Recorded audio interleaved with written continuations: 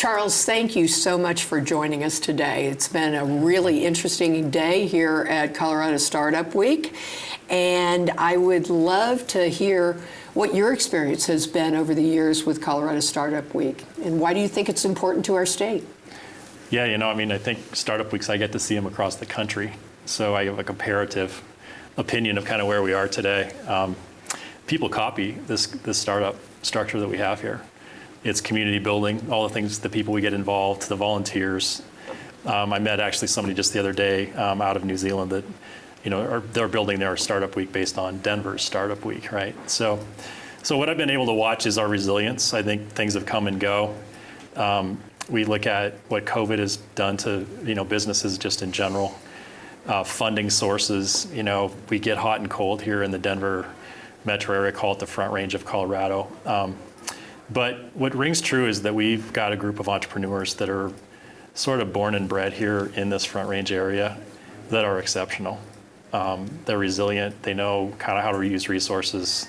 They're better with people. They're great culture companies for the most part across the Front Range. So that's what I've been able to watch as a pattern of that. And of course, as you know, I'm a researcher, so it's the patterns that we're most interested in relative to that. So I'm just, I'm kind of like the nerd at the prom. I'm just happy to be here.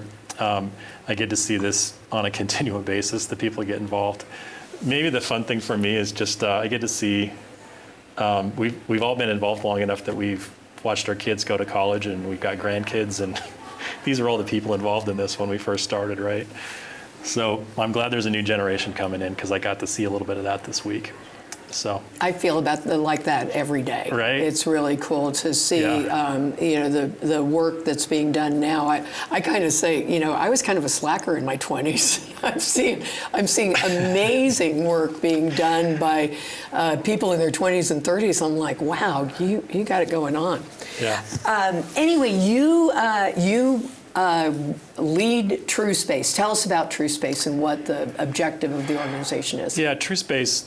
The name TrueSpace means that you're not starting, but you're not done. We're catching people that would love to claim that they're still a startup, but they're really not. You've got customers, employees, you've been at this for a few years. You're now having to build a business. And we specialize in that segment of businesses. So my daughter Jamie and I founded TrueSpace in 2013. Right on I had just sold my last business to Xerox, and we built a family office and decided what we wanted to do. And essentially we wanted to find out why more businesses weren't getting into the middle markets. There's 2.3 million businesses that are past the startup yet to scale in the country. They represent 40% of the nation's workforce, and they're largely overlooked because they weren't rapid growth businesses. They weren't unicorns from the beginning. But they're super good businesses. In fact, the longer you run your business, in many cases, the better you get. You've got more time to test your offer in the marketplace. You've got more time to build a leadership team. But nobody gives them credit for that. So what TrueSpace does is we now can help those overlooked businesses get another look from investors, because what we can do for that business is we can measure their capability with our unique instrument that we've built with the Gallup organization. And we can show those unique capabilities to investors and service providers and talent and so forth. So it's been a labor of love. We're working with hundreds of businesses across the country.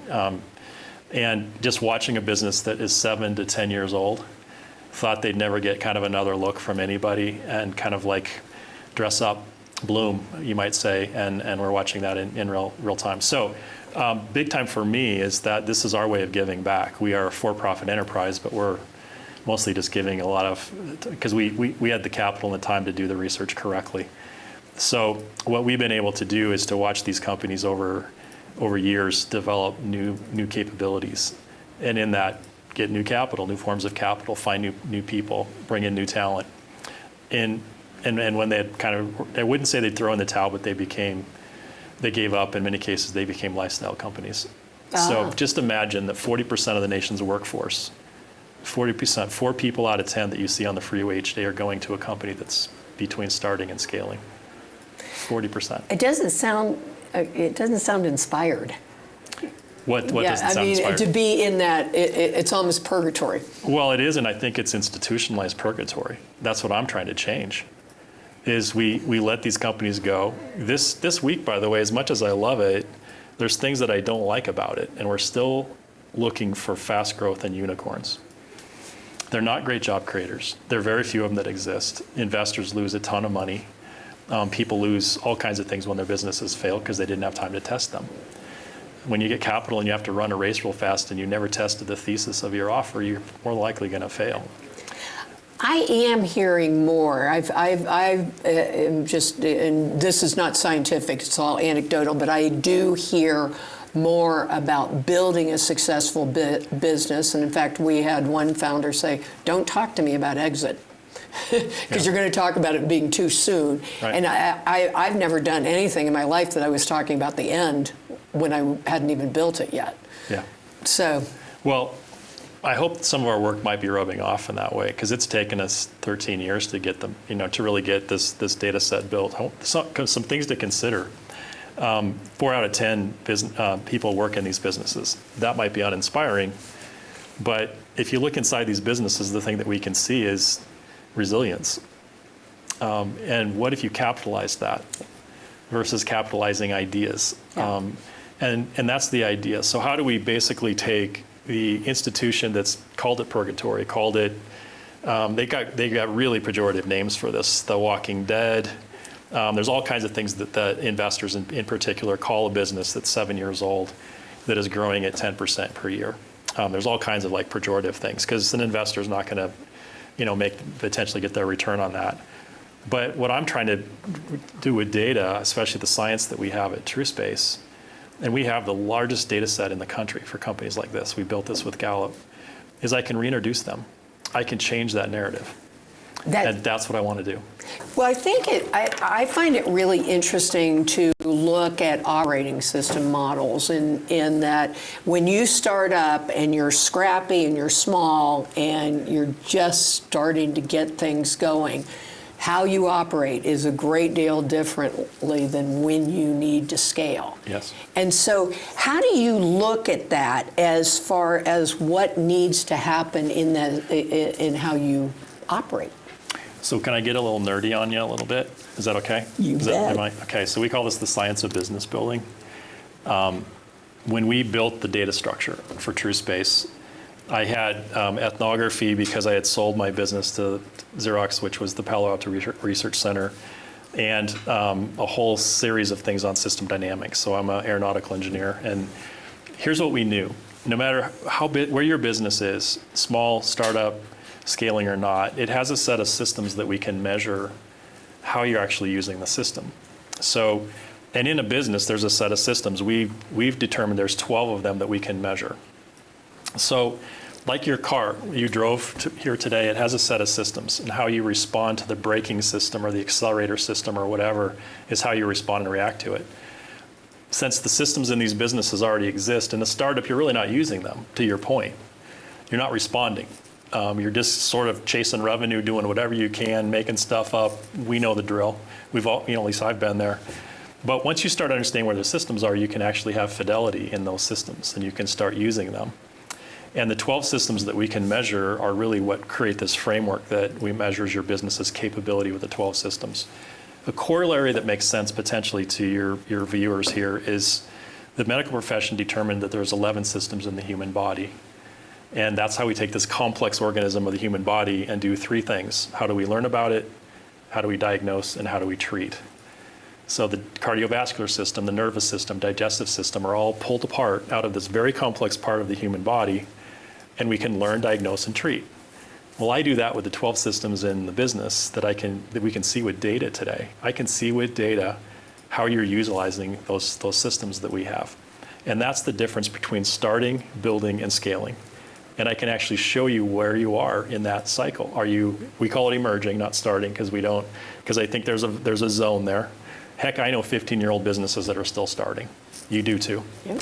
I also know 2-year-old businesses that are starting to build. And I know 3 or 4-year-old businesses that are starting to scale. So in other words, there's a spectrum that we see there. But when we can use the systems and we can measure it, and I can measure it very distinctly in a business, I can tell you what you're doing well, what to do more of, what to do less of, where to spend your time. That's my last piece for you, is the most important set of data that determines building or scaling is where the founder spends her time. Yeah. Yeah, and I would say it's like the precipice for a founder. They can take it. A lot of times their skill sets are on that front end, and being able to cross over and do the things that you need to do to scale it. It was fun today. I was speaking to a group today of founders, and I think Startup Week has people that are at their earlier stage, right? You might say. And I asked them this hard question. Are you really willing to change where you're spending your time? And you could see the weight of that question just fall on them when they're sitting out in the audience. And I said, because if you don't change where you're spending your time, your business won't change. You're intractably set with your habits. And if your habits as a founder are selling, or operating, or building the product, or writing code, or whatever, you're not building a business, you're just working in your business every day. And I can show you that. We actually have people give us their calendars. With AI today, I can extract all that garbage that's in your calendar, and I can find where you're spending your time. I compare that against the high-performing benchmark that we built with Gallup, and I can show you, here's where you need to be, and here's where you are. Are you willing to make that shift? Are you willing to make that change? And the way I help them make that decision is with this data on the 12 systems. Yeah, it's not a accusatory or anything. It is a decision. One of the other things I think is interesting is that you're working with companies that have been successful. They just haven't gotten bigger.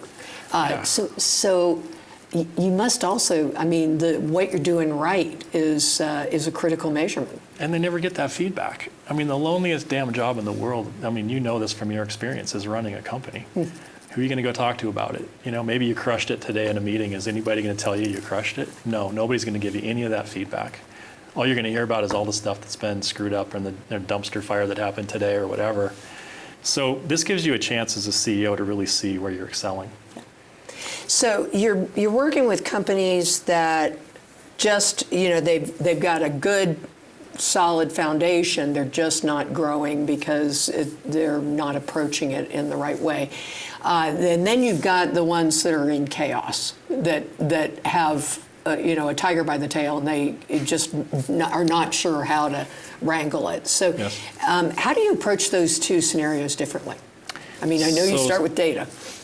And let's just go a little bit there. So there seems to be this race to where do we find more revenues? No matter what business I'm talking to, when they start, especially if they have a board or investors and others, it's like, your revenue growth isn't where it needs to be. So in our minds, we click in this thesis that we need more revenue. So what our data would tell you is it's actually the type of revenue that determines growth. Because if all of your capability and capacity of your firm is on low margin revenue, you can't pull people out of that to go do high margin work.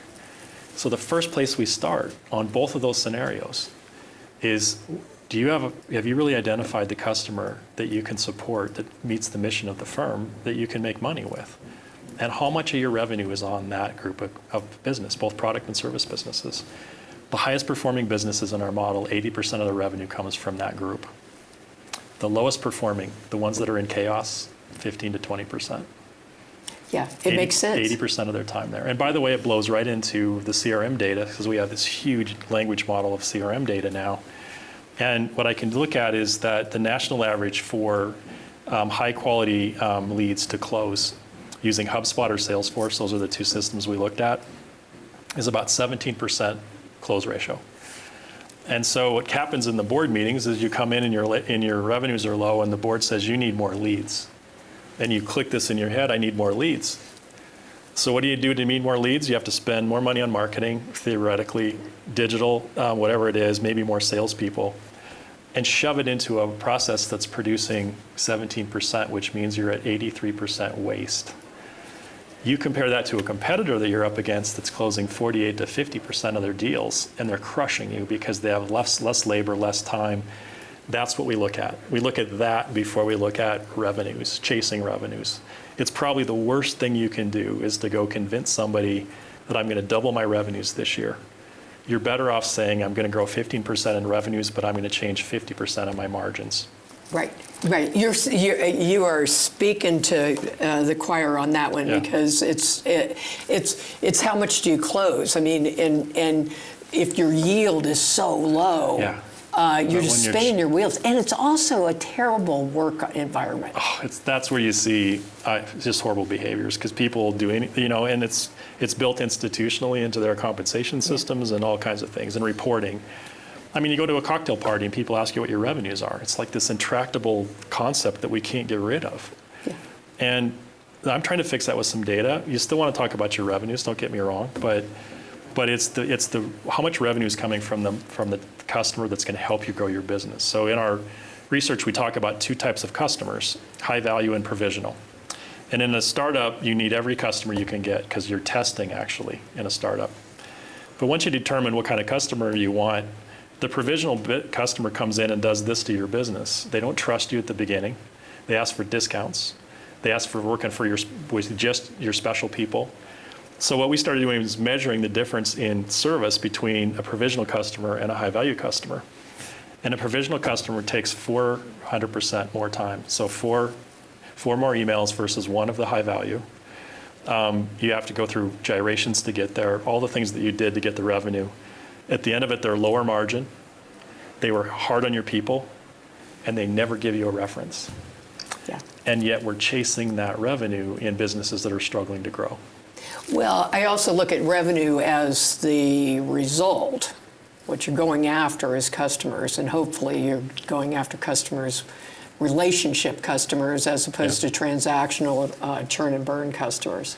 Yeah, but even consumers. I mean, we look at what it takes to get certain consumers in the consumer model. We do a bunch of consuming packaged food businesses here in Colorado, and consumers are that fickle group too, of what you have to do to market to get somebody to take your product, or especially if you're using distribution through certain groups. So anyway, back to your question though, is some that are stuck and kind of figuring it out, and those that are having chaos.